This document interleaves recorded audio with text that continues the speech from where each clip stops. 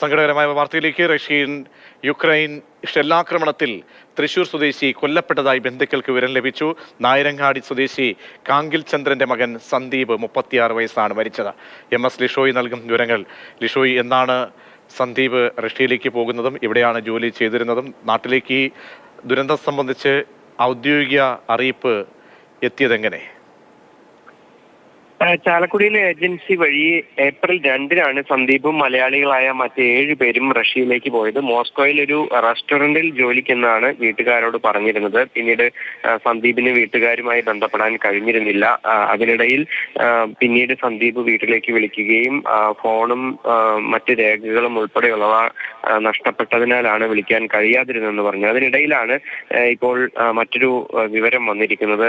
Russian സൈനിക സംഘത്തിന് നേരെയുണ്ടായ യുക്രൈൻ ഷെല്ലാക്രമണത്തിൽ തൃശൂർ സ്വദേശി ആയ സന്ദീപ് കൊല്ലപ്പെട്ടു എന്നുള്ള ഒരു വിവരമാണ്. ഔദ്യോഗികമായി റഷ്യയിൽ നിന്ന് എംബസി വഴിയുള്ള സ്ഥിരീകരണം തിങ്കളാഴ്ചയെ ലഭിക്കൂ.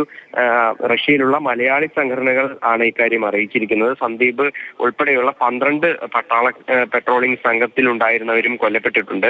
ഈ സന്ദീപ് റഷ്യൻ ഈ സേനയിൽ ചേർന്നതായും വിവരമുണ്ട്. സുഹൃത്തുക്കൾക്കുൾപ്പെടെ അത്തരത്തിൽ വിവരങ്ങൾ ലഭിച്ചതായാണ് പറയുന്നത്. സേനയുടെ ഭാഗമായ സന്ദീപ് പരിശീലനം നേടിയതായും നാട്ടിലേക്ക് ബന്ധപ്പെടാൻ കഴിയുന്നില്ലെന്നും നേരത്തെ അറിയിപ്പ് ലഭിച്ചിരുന്നു. ശരി, MS ലിഷോയാണ് വിവരങ്ങൾ നൽകിയത്.